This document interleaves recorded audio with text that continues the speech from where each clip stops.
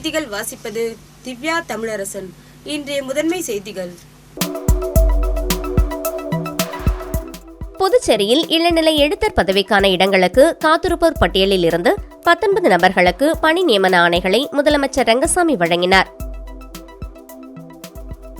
Ration கடை ஊழியர்களுக்கு ஒதுக்கப்பட்டு ரூபாய் 6 கோடி நிதியை மூடப்பட்ட சர்க்கரை ஆலைகளுக்கு ஒதுக்கியதை கண்டித்து 100க்கும் மேற்பட்ட ரேஷன் கடை ஊழியர்கள் குடிமைப் பொருள் வழங்கல் துறையை முற்றுகையிட்டு போராட்டத்தில் ஈடுபட்டனர். மழை நிவாரணத் தொகை ரூபாய் 5000 பயனாளிகள் வங்கிக் கணக்கில் செலுத்தப்பட்டது. இனி விரிவான செய்திகள்.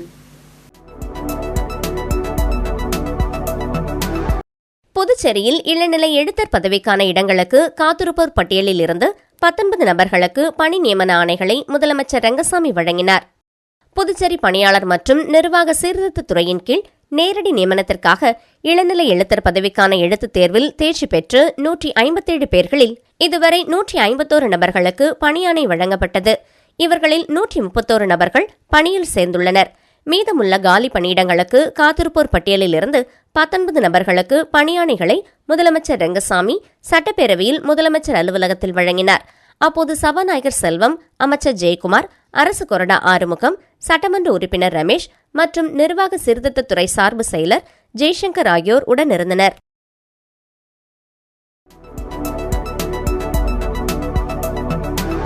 ரேஷன் கடை ஊழியர்களுக்கு ஒதுக்கப்பட்டு ரூபாய் 6 கோடி நிதியை மூடப்பட்ட சர்க்கரை ஆலைகளுக்கு ஒதுக்கியதை கண்டித்து 100க்கும் மேற்பட்ட ரேஷன் கடை ஊழியர்கள் குடிமைப் பொருள் வழங்கல் துறையை முற்றுகையிட்டு போராட்டத்தில் ஈடுபட்டனர். புதுச்சேரியில் 8 ஆண்டுகளுக்கு பிறகு கடந்த அக்டோபர் மாதம் ரேஷன் கடைகள் திறக்கப்பட்டன. ரேஷன் கடை ஊழியர்களுக்கு சுமார் 60 மாதங்களுக்கு மேல் சம்பளம் நிலுவையில் உள்ள நிலையில் தீபாவளி பண்டிகையொட்டி ரேஷன் கடைகள் திறக்கப்பட்டு இலவச அரிசி, சர்க்கரை வழங்கப்பட்டது. பல இடங்களில் ரேஷன் கடைகள் மூடப்பட்டதால் அரசு பள்ளிகள், சமுதாய நலக்கூடங்கள் உள்ளிட்ட பல்வேறு இடங்களில் இலவச பொருட்கள் வழங்கப்பட்டன. இந்த நிலையில் ரேஷன் கடை ஊழியர்களுக்கு சுமார் 6 கோடி ரூபாய் நிதி ஒதுக்கப்பட்டுள்ளதாக கூறப்படுகிறது. இதனை கூட்டுறவுத்துறையின் கீழ் இயங்கிய தற்போது மூடப்பட்ட அரியூர் சர்க்கரை ஆலைக்கு கூட்டுறவுத்துறை இயக்குநர் யஷ்வந்தையா ஒதுக்கியதாக தகவல் வெளியானது. இதனால் அதிர்ச்சியடைந்த ரேஷன் கடை ஊழியர்கள் தட்டாஞ்சாவடியில் உள்ள குடிமைப் பொருள் வழங்கல் துறை அலுவலகத்தை முற்றுகையிட்டு போராட்டத்தில் ஈடுபட்டனர். பின்னர் அலுவலகத்தில் உள்ளே நுழைந்து தரையில் அமர்ந்து தர்ணா போராட்டத்தில் ஈடுபட்டனர். அப்போது புதுவை அரசையும் அதிகாரிகளை கண்டித்தும் கண்டன கோஷங்களை எழுப்பினர். இதுகுறித்து தகவல் அறிந்து விரைந்து வந்த போலீசார் போராட்டத்தில் ஈடுபட்ட ஊழியர்களிடம் பேச்சுவார்த்தை நடத்தினர். ஆனால் அதை ஏற்காமல் அவர்கள் போராட்டத்தில் ஈடுபட்டனர். தொடர்ந்து அதிகாரிகள் வந்து உரிய நடவடிக்கை எடுப்பதாக உறுதியளித்ததை தொடர்ந்து போராட்டம் தற்காலிகமாக கைவிடப்பட்டது. இந்த 2024-25 ஆண்டுக்கான சம்பள நிதியை ஒழுங்காக ஒதுக்கவில்லை. அப்படி குடிமைப் பொருள் நேரடியாக ரேஷன் கடை சங்கங்களுக்கு வரவில்லை. அந்த நிதியானது கூட்டுறவுத்துறையும் எங்களை வந்து அடைவது கேள்விக்குறியாகிய நிலையில் நாங்கள் இருக்கிறோம். ஆகவே எங்களுக்காக ஒதுக்கப்பட்ட சுமார் 6 கோடி நிதி என்பது ரேஷன் கடைகளை 4 ஆண்டுகளாக பூட்டியிருந்த ரேஷன் கடைகளை திறந்து பராமரிப்பதற்கும் 200 கடைகள் இல்லாத கடைகளுக்கு அட்வான்ஸ் கொடுவதற்கும் மற்றும் மின்கட்டண பாக்கி, வாடகை பாக்கி செலுத்துவதற்கும் உண்டான பணமாகும். அந்த பணத்தை எங்களுக்கு கூட்டுறவுத்துறை பதிவாளர் அவர்கள் வழங்க மறுக்கிறார்.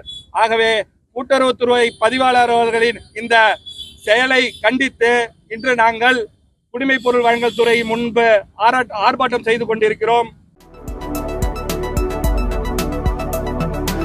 மழை நிவாரணத் தொகை ரூபாய் 5000 பயனாளிகள் வங்கிக் கணக்கில் செலுத்தப்பட்டது. புதுச்சேரி முதல்வர் அலுவலகம் வெளியிட்டுள்ள செய்திக்குறிப்பில், பெஞ்சல் புயலால் பாதித்த அனைத்து ரேஷன் கார்டுதாரர்களுக்கும் ரூபாய் 5000 வழங்கப்படும் என முதல்வர் ரங்கசாமி கடந்த 2ஆம் தேதி அறிவித்திருந்தார். இதற்காக நிதித்துறை அனுப்பிய கோப்பிற்கு கவர்னர் கைலாஷ்நாதன் ஒப்புதல் அளித்தார். இதனையொட்டி மாஹி பிராந்தியத்தை தவிர்த்து புதுச்சேரி, காரைக்கால், ஏனாமைச் சேர்ந்த பயனாளிகளின் வங்கிக் கணக்கில் மழை நிவாரணத் தொகை நேற்று முதல் செலுத்தப்பட்டு வருகிறது. இதன் மூலம் 3,54,726 ரேஷன் கார்டுதாரர்கள் பயனடைவர். இதன் மூலம் அரசுக்கு 177 கோடியே 36,30,000 செலவாகும். இந்த நிதி மாநில அரசின் நிதியிலிருந்து வழங்கப்பட்டுள்ளது என்று குறிப்பிடப்பட்டுள்ளது.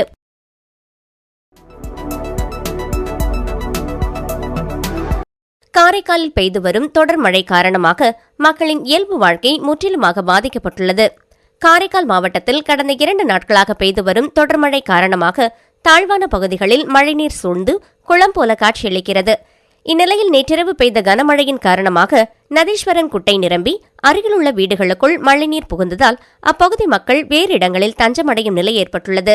உணவுக்காக வைத்திருந்த அத்தியாவசிய பொருட்கள் நீரில் அடித்து செல்லப்பட்டதால் அவர்களின் அன்றாட வாழ்க்கை கேள்விக்குறியாகியுள்ளது.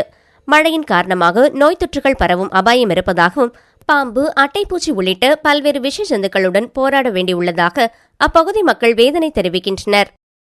கோயிலுக்கு பின்னாடி உள்ள குட்டை வருஷம் நிரம்பி வருகிறதோ முனிசிபாலிட்டியில தண்ணி இறக்கிறதுமாவே இருந்து வருது.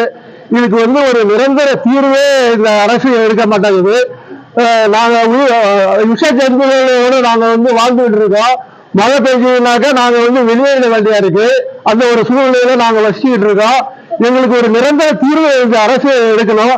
40 ஆண்டு காலமா எம்எல்ஏ வருஷம் ஜெயிச்சுட்டு போறாங்க, இன்ஜினை வச்சு இறக்கிறாங்க. அதுக்கப்புறம் எந்த ஒரு நடவடிக்கையும் நிரந்தர தீர்வை வடிகால் வசதி செய்து கொடுக்கப்பட்டுறாங்க.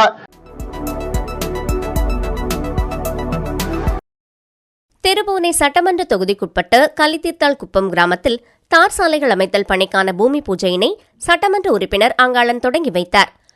புதுச்சேரி மாநிலம் திருபுவனை சட்டமன்ற தொகுதிக்குட்பட்ட கலித்தீர்த்தாள் குப்பம் கிராமத்தில் திருபுவனை சட்டமன்ற உறுப்பினர் தொகுதி மேம்பாட்டு நிதியின் கீழ் ரூபாய் 34 லட்சம் மதிப்பீட்டில் கலித்தீர்த்தாள் குப்பம் கிராமத்தில் உள்ள ராமகிருஷ்ணா நகர், மோகன் நகர், வேலாயுதம் நகர் மற்றும் வெற்றி விநாயகர் நகர் உள்ளிட்ட பகுதிகளில் உட்புற தெருக்களுக்கு தார் சாலைகள் அமைத்தல் பணிக்கான பூமி பூஜை நடைபெற்றது.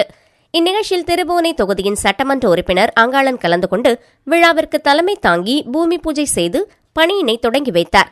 இந்நிகழ்ச்சியில் கொம்யூன் பஞ்சாயத்து ஆணையர் எழில் ராஜன், உதவி பொறியாளர் மல்லிகார்ஜுனன், இளநிலை பொறியாளர் பாஸ்கர், ஊர் பிரமுகர்கள், சட்டமன்ற உறுப்பினரின் ஆதரவாளர்கள் மற்றும் பொதுமக்கள் ஏராளமானோர் கலந்து கொண்டனர்.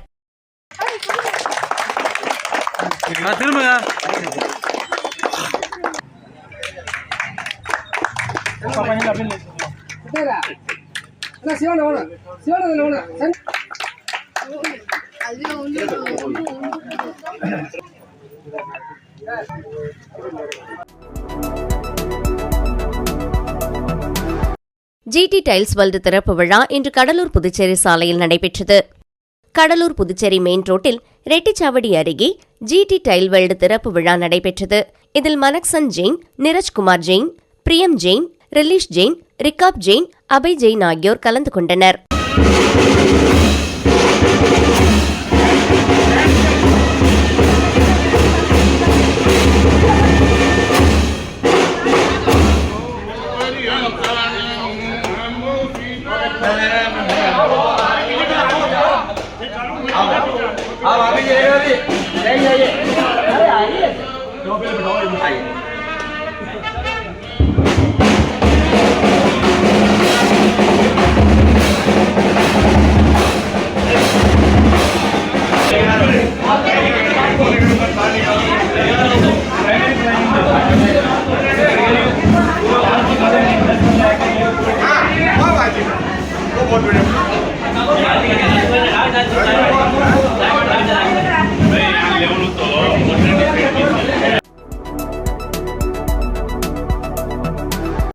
புதுச்சேரிக்கு புயல் பாதிப்புகளை பார்வையிட வந்த மத்திய குழுவிடம் உரிய ஆதாரங்களை மாவட்ட நிர்வாகம் அளிக்க தவறியதால் மத்திய அரசின் நிவாரண நிதி கிடைப்பதில் தாமதம் ஏற்பட்டுள்ளதாக அதிமுக மாநில செயலாளர் அன்பழகன் குற்றம் சாட்டியுள்ளார்.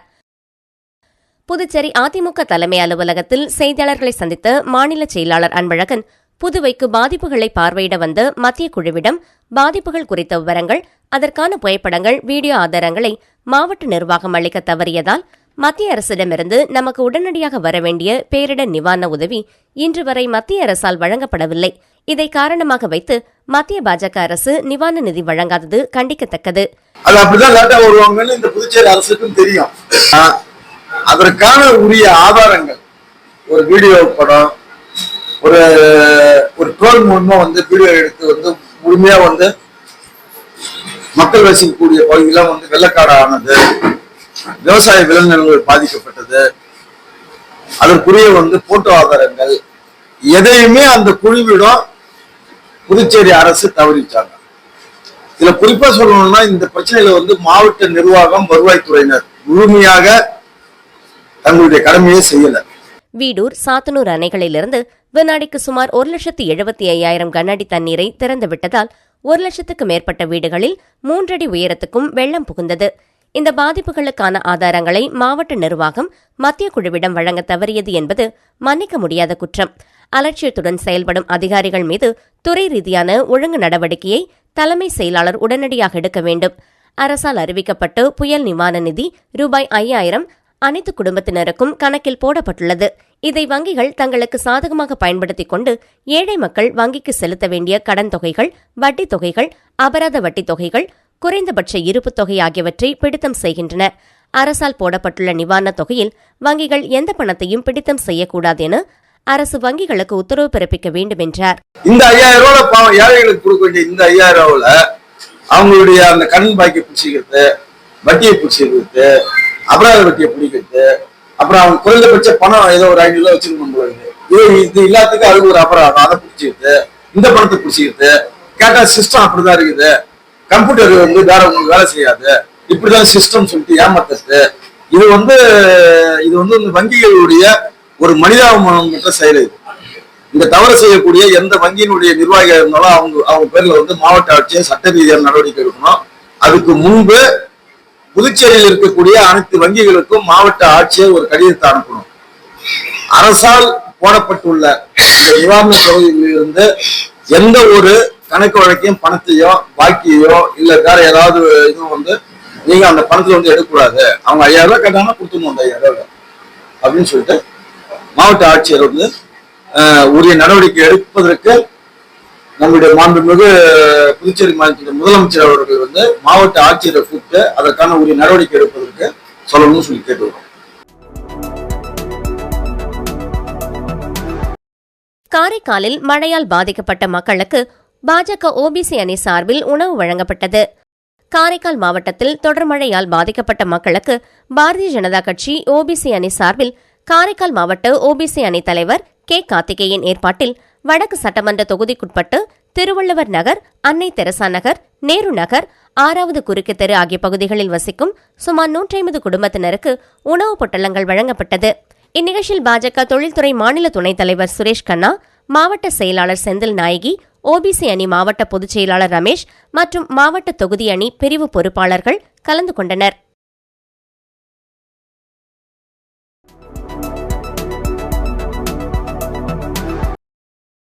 திருபுவனை அருகே பைக் திருட்டு வழக்கில் விழுப்புரம் பகுதியைச் சேர்ந்த வாலிபரை போலீசார் கைது செய்தனர். புதுச்சேரி மாநிலம் திருபுவனை அருகே பைக் திருட்டு வழக்கில் விழுப்புரம் பகுதியைச் சேர்ந்த வாலிபரை போலீசார் கைது செய்தனர். Thirubuvanai police sub inspector Kumaravel மற்றும் குற்றப்பிரிவு போலீசார் நேற்று 12ஆம் தேதி காலை 1 மணி அளவில் மதகடிப்பட்டு 4 முனை சந்திப்பில் வாகன சோதனையில் ஈடுபட்டனர். அப்போது அந்த வழியே பைக்கில் சந்தேகப்படும்படி வந்த வாலிபரை பிடித்து விசாரணை நடத்தினர். அவர் முன்னுக்கு பின் முரணாக பேசியதால் காவல் நிலையம் அழைத்து சென்று தீவிர விசாரணை மேற்கொண்டனர். அதில் அவர் விழுப்புரம் அருகே உள்ள பாணாம்பட்டு நடுத்தருவைச் சேர்ந்து செல்வம் மகன் செந்தமிழ் செல்வன் என்பதும், அவர் ஓட்டி வந்தது திருட்டு பைக் என்பதும், கடந்த 3 மாதங்களுக்கு முன்பு மதகடிப்பட்டு ரீகன் ஒயின்ஸ் அருகே திருடியதையும் 2 மாதங்களுக்கு முன்பு ஒரு பைக் திருடியதையும் ஒப்புக்கொண்டார். இதுகுறித்து போலீசார் வழக்கு பதிவு செய்து செந்தமிழ் செல்வனை கைது செய்து 2 பைக்குகளை பறிமுதல் செய்து புதுச்சேரி கோர்ட்டில் ஆஜர்படுத்தி சிறையில் அடைத்தனர்.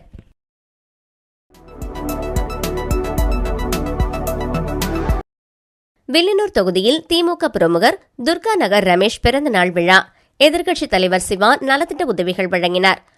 புதுச்சேரி மாநிலம் வில்லியனூர் சட்டமன்ற தொகுதிக்குட்பட்ட கொம்பாக்கம் துர்கா நகர் பகுதியில் திமுக பிரமுகர் ரமேஷ் பிறந்தநாள் விழாவினை தனது இல்லத்தில் வெகு சிறப்பாக கொண்டாடினார். இதில் எதிர்க்கட்சித் தலைவர் சிவா எம்எல்ஏ கலந்து கொண்டு பிறந்தநாள் விழா காணும் ரமேஷிற்கு பொன்னாடை போர்த்தி பிறந்தநாள் வாழ்த்து தெரிவித்தார். இதனைத் தொடர்ந்து விழாவில் கலந்து கொண்ட பொதுமக்கள் 200 நபர்களுக்கு புடவையும் 200 நபர்களுக்கு தலா 5 கிலோ அரிசியும், பள்ளி மாணவர்களுக்கு lunch bag, tiffin box, water bottle உள்ளிட்ட நலத்திட்ட உதவிகளை எதிர்க்கட்சித் தலைவர் சிவா வழங்கி தொடங்கி வைத்தார். இந்நிகழ்ச்சியில் கலை இலக்கிய பகுத்தறிவு பேரவை மாநில துணைத் தலைவர் தேசிகன், தொகுதி துணை செயலாளர் ஜெகன்மோகன், கிளை செயலாளர் சுரேஷ், முன்னாள் கமிஷனர் பரிமளரங்கன், கொம்பாக்கம் பிரபா, துர்கா நகர் குடியிருப்பு நலசங்க தலைவர் பாஸ்கர், துணைத் தலைவர் சக்திவேல், பொருளாளர் பிரதீஷ், அமைப்பு செயலாளர் நடராஜன், சிவபிரகாசம் மற்றும் காவல்துறை அதிகாரிகள் inspector Varadarajan, sub inspector Deiva Sigamani, sub inspector Sakthi, Gnanavel, Mangalam தொகுதி முரளி, கொம்பாக்கம் ஊர் முக்கியஸ்தர்கள் எம் பெருமாள், பாலமுருகன், ராஜேந்திரன், ஐயப்பன், முத்துக்குமரன், மற்றும் Servo oil Naveen, Ambedkar, Prakash, CEAT tyre Sundar, Kabilan உட்பட ஏராளமானோர் கலந்து கொண்டனர்.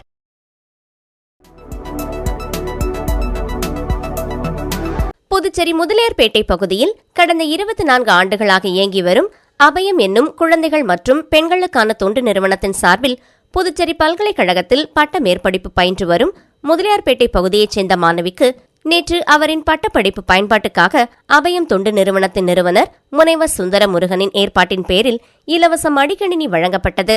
இலவச மடிக்கணினியை புதுச்சேரி பல்கலைக்கழக மாணவிக்கு புதுச்சேரி மாண்புமிகு முதலமைச்சரின் பாராளுமன்ற செயலர், சட்டமன்ற உறுப்பினர் திரு ஆ. ஜான்குமார் அவர்கள் தமது பொற்கரங்களால் வழங்கினார். அபயம் தொண்டு நிறுவனம் சார்பில் அண்மை காலமாக வறுமையுற்ற மாணவ மாணவியருக்கு அவர்களின் கல்வி பயன்பாட்டிற்காக மடிக்கணினிகள் வழங்கப்பட்டு வருவது குறிப்பிடத்தக்கது.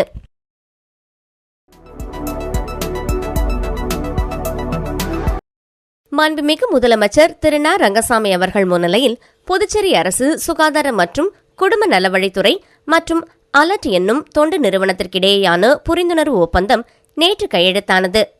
இந்த ஒப்பந்தத்தில் சுகாதாரத்துறை இயக்குநர் டாக்டர் வி. ரவிச்சந்திரன் மற்றும் அலர்ட் தொண்டு நிறுவனத்தின் நிர்வாக அரங்காவலர் திரு ராஜேஷ் ஆர். திரிவேதி ஆகியோர் கையெழுத்திட்டனர்.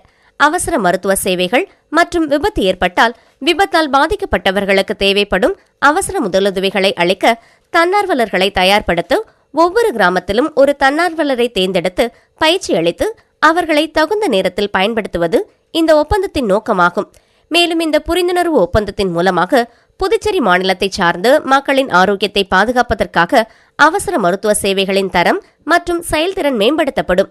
இது தவிர இந்த தொண்டு நிறுவனமானது பொது சுகாதாரம் தொடர்பான பிரச்சாரங்கள் மற்றும் அவசர கால தயார்நிலை மற்றும் பதிலளிப்பு நடவடிக்கைகள் பற்றிய விழிப்புணர்வை ஏற்படுத்தும் முயற்சிகளில் ஒத்துழைப்பை நல்கும். மாண்புமிகு சட்டப்பேரவைத் தலைவர் திரு செல்வம் ஆர், சுகாதாரத்துறை இயக்குநர் டாக்டர் ஜி. ரகுநாதன், அலர்ட் நிறுவனத்தின் தலைவர் மற்றும் சென்னை எத்திராஜ் மகளிர் கல்லூரி தலைவர் திரு வி. எம். முரளிதரன், அலர்ட் நிறுவனத்தின் நிறுவனர் அரங்காவலர் மிஸ் கலா பாலசுந்தரம் மற்றும் பலர் இந்நிகழ்ச்சியில் கலந்து கொண்டனர்.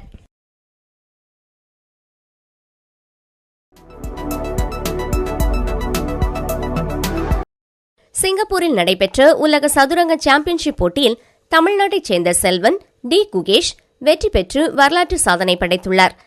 இளம் வயதில் உலக சாம்பியன்ஷிப் பட்டம் வென்றவர் என்கிற சாதனையும், உலக சாம்பியன்ஷிப் பட்டம் வென்று 2வது இந்தியர் என்கிற சாதனையும் நிகழ்த்தி நாட்டிற்கு பெருமை சேர்த்துள்ளார். இந்த சாதனைகள் அவரது அயராத முயற்சிக்கும் பயிற்சிக்கும் கிடைத்த வெற்றி. அவரது சாதனை வளரும் இளம் தலைமுறையினருக்கு நம்பிக்கையை ஊட்டுவதாக அமையும். அவருக்கு என்னுடைய மனமார்ந்த பாராட்டுகளையும் வாழ்த்துக்களையும் தெரிவித்துக் கொள்கிறேன் என துணைநிலை ஆளுநர் கே. கைலாஷ்நாதன் அறிவித்துள்ளார். மீண்டும் முதன்மை செய்திகள். புதுச்சேரியில் இளநிலை எழுத்தர் பதவிக்கான இடங்களுக்கு காத்திருப்போர் பட்டியலில் இருந்து 19 நபர்களுக்கு பணி நியமன ஆணைகளை முதலமைச்சர் ரங்கசாமி வழங்கினார். ரேஷன் கடை ஊழியர்களுக்கு ஒதுக்கப்பட்ட ரூபாய் 6 கோடி நிதியை மூடப்பட்ட சர்க்கரை ஆலைகளுக்கு ஒதுக்கியதை கண்டித்து 100க்கும் மேற்பட்ட ரேஷன் கடை ஊழியர்கள் குடிமைப் பொருள் வழங்கல் துறையை முற்றுகையிட்டு போராட்டத்தில் ஈடுபட்டனர். மழை நிவாரணத் தொகை ரூபாய் 5000 பயனாளிகள் வங்கிக் கணக்கில் செலுத்தப்பட்டது. இத்துடன் இச்செய்தி அறிக்கை நிறைவு பெறுகின்றன. நன்றி, வணக்கம்.